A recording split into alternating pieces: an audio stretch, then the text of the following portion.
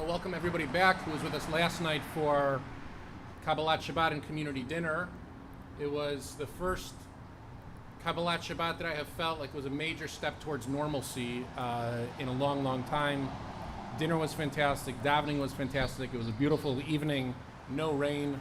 I didn't know in LA I had to classify between rain and no rain when I say beautiful evening, but this weather is really crazy. So thank you everybody who came, and I look forward to seeing everybody in the months ahead at Kabbalat Shabbat. I'm going to talk very briefly this morning about something that I was reading about this week and this morning that has really piqued my interest,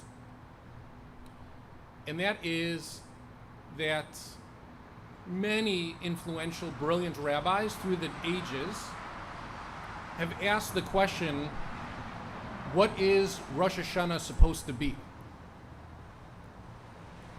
Now, I think if I asked you what Rosh Hashanah is supposed to be, you would tell me what Rosh Hashanah is. You would tell me that we look forward to this day when we need tickets and we come into synagogue and we sit there and there's a special Musaf service, or at least I'd hope that you tell me all these things, right? You would tell me what Rosh Hashanah is. But the rabbis, the first one I read, this commentary this week it piqued my interest, was the Baal Shem Tov, says that if you ask what Passover is in the Torah goes through Passover a great deal to explain to us what Passover should be. The rabbis pick up on that, of course, and continue to embellish to where, if you read the Mishnah, there's almost an hour by hour itinerary of everything that should occur on Passover. Sukkot, the Torah goes into the sukkah, it goes into the species that we carry around. Please remember to order your lulav and etrog this week. I'll try to weave all of the announcements into this little talk today. And if you go into Shavuot, we know that it's some kind of stopping, right? The Torah doesn't go into real depth about cheesecake versus chocolate chip cheesecake, but the rabbis do after that. And it was studying the work of the Lebovitz Rabbi Schneerson, who I bring up because we are marking as a community the yahrzeit today of Phyllis Schneerson, Rena Lee's mom. She should be a blessing, always. The Rebbe brings up the same idea as the Alter Rebbe, the first Lebovitz Rebbe, who says that Yom Kippur, we know what it is, because Yom Kippur is Shavuot, receiving the Torah. 40 days on top of the mountain, Moses comes down, golden calf, 40 days of sin, 40 days of repentance, 40 days on top of the mountain again, brings us to Yom HaKippurim, not a day of atoning, but recalling the day of atonement when we receive the second set of tablets. That's Yom HaKippurim, the day when the Jewish people atone and we were forgiven. And so every year we come back and we ask for forgiveness on the same day on which we were forgiven. Those were some smart lineage of rabbis, those Schneersons. Don't do the math. I tried this morning, and the calendar doesn't line up day for day, but it's a brilliant idea, and I like the concept very, very much. But I'd like to talk about Rosh Hashanah this morning, because as I was thinking about it this week, I was thinking about John and Eliza, in all honesty. Rosh Hashanah is a day when we're commanded to have Yom Truah, the Baal Shem Tov, Paul points out, a day of blowing something. We're not really told what we're supposed to blow in terms of a horn, and we're not really told what to blow, what it should sound like. And we're told that it is a day of rejoicing. It's not a day of all of these things we should not be doing. And because of that, it becomes almost like an anniversary on which all of the trials and tribulations of the relationship between the Jewish people and God, on Rosh Hashanah, it's almost set aside. And we just simply celebrate. We celebrate being in relationship with the Creator of the world.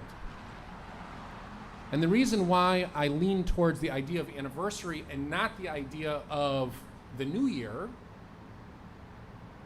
is because how many times do we count the years during Rosh Hashanah? How many times from the Bima do we announce the year that it is? We do it once during Erev Rosh Hashanah. I forgive you if you don't know. It means you don't come to Erev Rosh Hashanah. We do it one time. And in all honesty, 2 seconds before we do it, every time, if you're watching carefully this year, Cantor Shouts will look at me and mouth the words of the year just to make sure that we get it right every single year, because that's how low priority it is that we never actually go over that prayer of what year it is, what number he should read right before, because I would argue that that's not really the point of the new year. Most of us don't believe the world is 5,782 years old on September 6th. An anniversary is something very special. The idea that we sit with a loved one, whether it be your partner or your spouse, whether it be the anniversary of a degree or an accomplishment, and we have the ability to simply celebrate and sit in a place of happiness and joy without all the complications of the rest of the year is a special occasion. To want to bring everybody else from the family or the community into that moment makes it all the more special. Makes it all the more special. To want to bring our entire peoplehood of family into that celebration and say on this one day, we're all going to celebrate being Jewish, being in relationship with God, not because we're commanded to. We're commanded to blow the shofar. The rest of the service, we are not commanded necessarily, but we're going to do it because we want to celebrate who we are. That's a very powerful statement. That's a very powerful statement. On Passover, we celebrate who we are because we went through a traumatic event and we try to relive this traumatic event.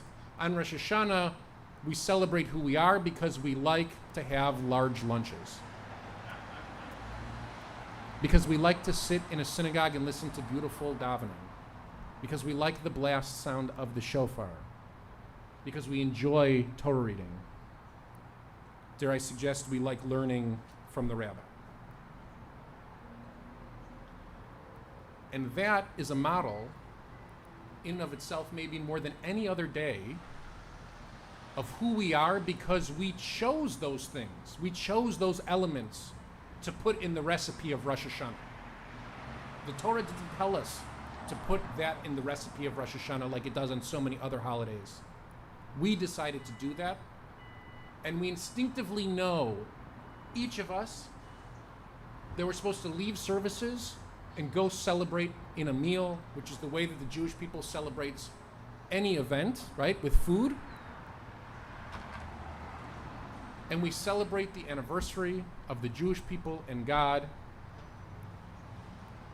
different than Shavuot, different than Passover, different than all the other anniversaries that I could claim between the Jewish people and God. We celebrate this one of our own volition, not because of some kind of trauma, not because of a trial, not because of a gift, not because of anything, just because we come together and we choose to do it.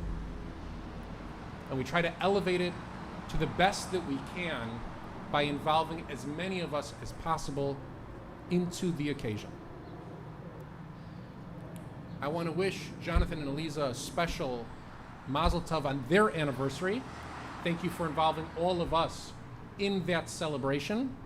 And thank you for clarifying for me this week as I studied all of these different rabbis. They asked this question time and time and time again, what is Rosh Hashanah supposed to be? And I came to the conclusion this morning that had the Baal Shem Tov perhaps known the two of you, he wouldn't have asked this question.